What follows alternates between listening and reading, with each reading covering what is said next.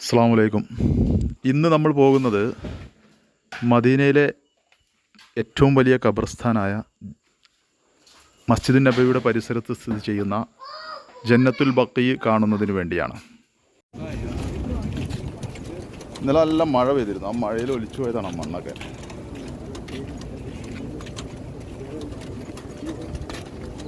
എത്ര ഏരിയ അല്ലേ.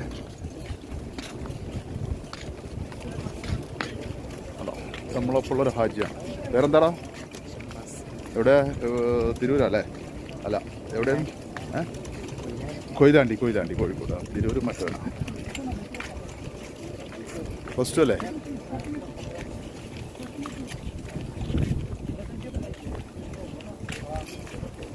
ആരൊപ്പമുള്ളത്? വല്യമ്മയാണ് ഇവൻ്റെ കൂടെ ഉള്ളത് കേട്ടോ. നടക്കുന്നില്ല. ആ മയ്യത്ത്, ഒരു മയ്യത്ത് അവിടെ ഖബറടക്കുന്നുണ്ട്. അവിടേക്ക് നമ്മൾ പോകുമെന്ന് അറിയില്ല. പോവാം. കണ്ടോ അങ്ങ് ദൂരെ കണ്ടോ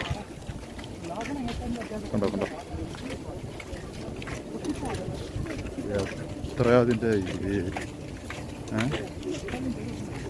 ഏക്കർ കണക്കുണ്ടോ. ഒരു ചെടി പോലും ഇതിൻ്റെ ഇടയിൽ മുളച്ചിട്ടില്ല. അതെ, ഒരൊറ്റ ചെടി. മണ്ണ് കണ്ടാൽ നമ്മുടെ മണ്ണ് തന്നെയാണ്. എന്താ ഇവിടെ ചെടി മുളകാതാവും അല്ലേ? മണ്ണ് കണ്ടാൽ നമ്മളെ ചുവന്ന മണ്ണ് തന്നെ. ഇവിടെ മണലൊന്നുമല്ല. മദീന പള്ളിയോട് ചേർന്ന് ഖബർസ്ഥാനാണ് കേട്ടോ. ജന്നത്തുൽ ബഖീ എന്ന് എല്ലാവരും പറയും, പക്ഷെ അങ്ങനെ പറയാൻ പാടില്ല. ബഖീ അതായത് ഖബർസ്ഥാൻ എന്ന് മാത്രമേ പറയാൻ പാടുള്ളൂ. അതൊരു സൗദി അവിടെ പോയി വെക്കലാം. അവിടെ കൂടുവോ? ഒരു സൗദി മരിച്ചത്. അങ്ങോട്ട് വിടൂല്ലേ അല്ലേ? അജി കണ്ടോ മണ്ണ് എടുക്കാൻ നോക്കിയതാ.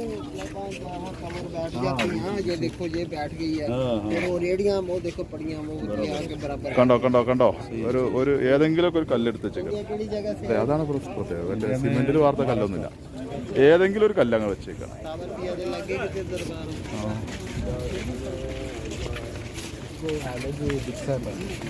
ഓരോ ഭക്തിന് ശേഷവും നിസ്കാരം ഉണ്ടാവുമല്ലോ. ഇന്നലെ നല്ല മഴ ചെയ്തിട്ടുണ്ട് ഇവിടെ. ഖബർ കാണുമ്പോൾ നിങ്ങൾ മരണത്തെ ഓർത്തോളി എന്നാണ്. മരണത്തിനെ പറ്റിയുള്ളൊരു ഓർമ്മ വരുന്നതിന് വേണ്ടിയിട്ടാണ് നമ്മൾ ഖബർ സിയാറത്ത് ചെയ്യുന്നത്. അതുപോലെ തന്നെ ഇതുപോലുള്ള അവസരങ്ങൾ കിട്ടുന്ന സമയത്ത് അത് ഉപയോഗിക്കുന്നതും. കൂളിംഗ് ഗ്ലാസ് സ്റ്റൈലിന് വെച്ചല്ല കേട്ടോ. നല്ല വെയില. കൂളിംഗ് ഇല്ലെങ്കിൽ ഇവിടെ നടക്കൂല. അല്ലെങ്കിൽ തൊപ്പി വേണം ഇവനെ പോലെ. അത് തൊപ്പിണ്ട്.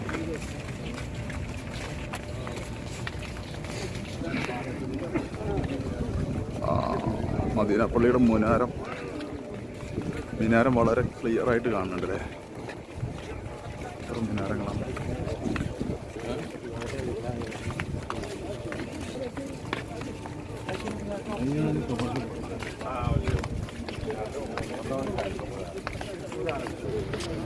അങ്ങനെ നമ്മൾ ഈ ബഖീയിൽ നിന്ന് പുറത്തെടുക്കാണ്.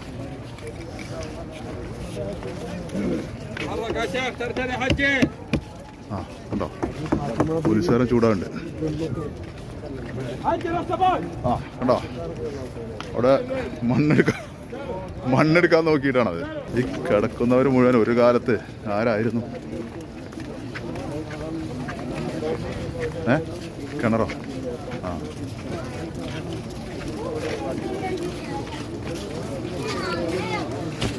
അപ്പോൾ ഓക്കെ, നമ്മൾ ജന്നത്തുൽ ബഖീ എന്ന് പുറം നാടുകളിൽ അറിയപ്പെടുന്ന ബഖീ ഇന്ന് പുറത്ത് കിടക്കുകയാണ്.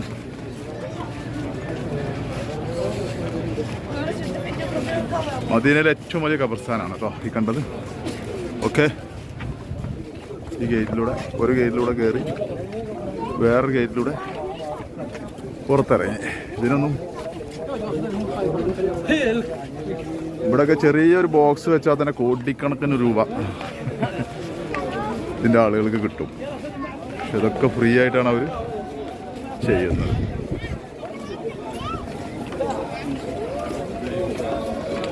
Okay okay. ജന്നത്തുൽ ബഖീ എന്ന് പറയുന്ന ഷിയാക്കളാണ്. അതുകൊണ്ട് ബഖീ എന്ന് മാത്രമേ പറയാവുന്നതാണ്. സാധാരണ ജന്നത്തുൽ ബഖീ എന്ന് ഉപയോഗിക്കുന്നത് ഷിയാക്കളാണ്. കണ്ടോ ഖബറുണ്ടല്ലേ, കണ്ടോ ആൾക്കാർ ഇങ്ങനെ വരിയായിട്ട് പോവാണ്. ഖബറുണ്ട്. നമ്മളവിടുത്തെ പോലെ ചെടികളില്ല, അടയാളല്ല, പേരില്ല, ഒന്നുമില്ല. കണ്ടോ, ഒന്നുമില്ല എന്ന് പറഞ്ഞാൽ ഒന്നുമില്ല. ഇത് കാണാനേ സ്ത്രീകളെ കയറ്റൂല. കാരണം സ്ത്രീകൾക്ക് ഖബർ സിയാറത്ത് സുന്നത്തില്ലല്ലോ. അതുകൊണ്ട് സ്ത്രീകളെ ഇത് കാണാൻ പെർമിഷനില്ല. അവിടുന്ന് തന്നെ പോലീസുകാർ ഇതിലേക്ക് കയറുമ്പോൾ തന്നെ സ്ത്രീകളെ മാറ്റും. സ്ത്രീകൾക്കും കുട്ടികളെ കയറ്റാം. കുട്ടികൾക്ക് കുഴപ്പമില്ല. കുട്ടികൾക്ക് റൗളയിലാണ് കയറ്റാത്തത്. അതായത് നബിയുടെ വീടിനും മിമ്പറിനും ഇടയിലുള്ള സ്ഥലമുണ്ടല്ലോ,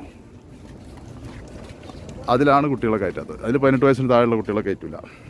പ്രത്യേക പെർമിറ്റൊക്കെ എടുക്കണം. കേട്ടോ, ഒരു അടയാളവും ഇല്ല, ഒരു പേരുമില്ല, ഒരു ചെടിയില്ല, ഒന്നുമില്ല. ഒരൊറ്റ ചാൺ ഉയരം. നമ്മളെ കണ്ടോ പോലീസുകാർ നിൽക്കുന്നുണ്ട്. ഇവിടുന്ന് മണ്ണൊക്കെ എടുക്കാൻ കുറേ ആൾക്കാർ നോക്കുന്നുണ്ട്. അപ്പോൾ നമ്മളവിടുത്തെ പോലെ നല്ല വാർത്ത കല്ലുകളോ അല്ലെങ്കിൽ വാർത്ത കോൺക്രീറ്റിൻ്റെ ഒരു സ്തൂപം പോലെയുള്ള അതൊന്നുമില്ല. ഏതെങ്കിലും ഒരു കല്ലെടുത്ത് വെക്കുകയാണ്. കേട്ടോ, ഏതെങ്കിലും ഒരു കല്ല്. സ്ത്രീകളിത് കണ്ടിട്ടുണ്ടാവില്ല, പെണ്ണുങ്ങളിത് കണ്ടിട്ടുണ്ടാവില്ല. കണ്ടോളി, കണ്ടോ.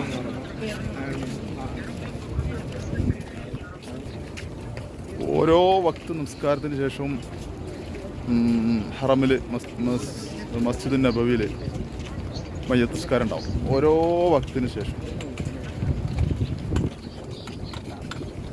അതിലൊക്കെ സ്ത്രീകൾക്ക് പങ്കെടുക്കാം. പക്ഷെ ഖബർ സിയാറത്ത് അവരെങ്ങോട്ട് കയറ്റില്ല. എത്ര ദൂരം അത് നോക്കും. കണ്ടോ, എത്ര ദൂരം.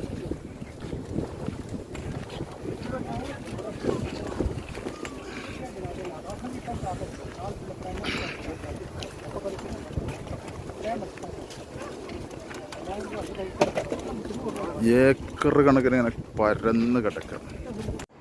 അപ്പോൾ ഇതാണ് മദീന മസ്ജിദുൻ നബവിയുടെ പരിസരത്ത് ജന്നത്തുൽ ബഖീൻ്റെ കാഴ്ചകൾ. ഏറ്റവും വലിയ ഖബർസ്ഥാനാണ്. പ്രവാചകൻ്റെ ഒട്ടേറെ അനുചരന്മാരുടെ ഖബറുകൾ ഇവിടെ സ്ഥിതി ചെയ്യുന്നുണ്ട്.